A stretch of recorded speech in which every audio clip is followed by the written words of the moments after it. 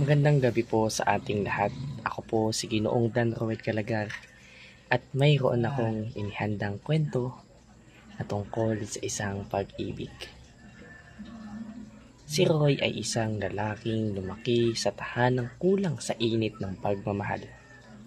Maaga pa lamang ay natututunan na niyang huwag umasa sa mga yakap, papuri mula sa kanyang mga magulang. Tahimik siyang lumaki, puno ng tanong, puno ng pangulila. Sa gitna ng kanyang pagkalito, hinahanap niya ang pagmamahal sa ibang tao. Sa pag-asang mapupunan nito ang mga buwang sa kanyang puso. Doon niya nakilala si Rose. Maganda, palakaibigan at tila ba dumating sa buhay niya sa tamang oras.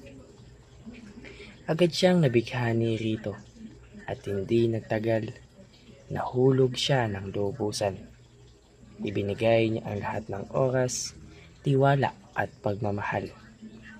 Ngunit sa kabila ng lahat ng iyon, ginamit lamang siya ni Rose. Hindi dahil sa pagmamahal, kundi dahil sa talino at kabaitan niyang madaling paikutin. Ngunit sa tabi niya, palaging naroon si Leia, ang kanyang matalik na kaibigan mula pa pagkabata. Tahimik lang itong sumusuporta, palaging handang makiramay sa tuwing masasaktan si Roy. Si Leia ang unang nakakaalam, ang unang nakikinig.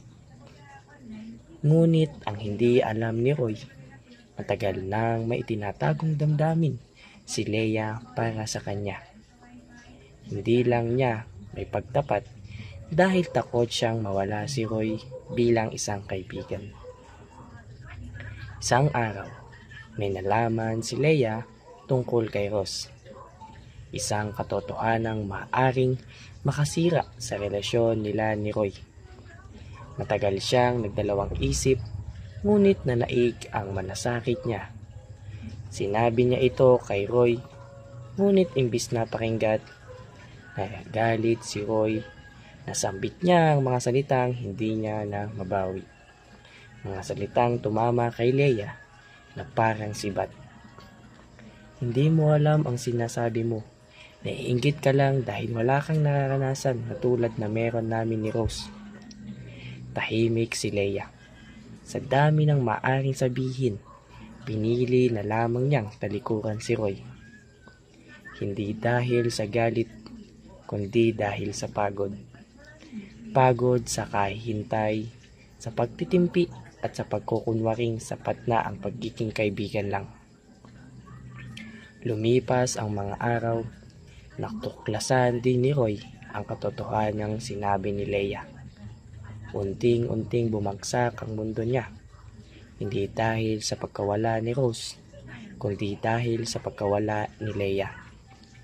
Sa katahimikan, doon niya naramdaman matagal nang itinatanggi niyang damdamin. Mahal niya si Leia, hindi bilang kaibigan, kundi bilang ang taong hindi niya lang kayang mawala. Ngunit huli na ang lahat. Hindi na bumalik si Leia, hindi na muling nagparamdam.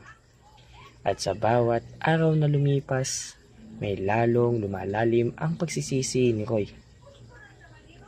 Ngayon, siya na lang mag-isa, tulad ng dati.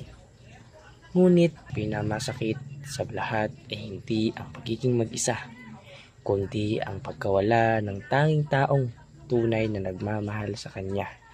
Kahit kailanman ay hindi siya minahal ng iba.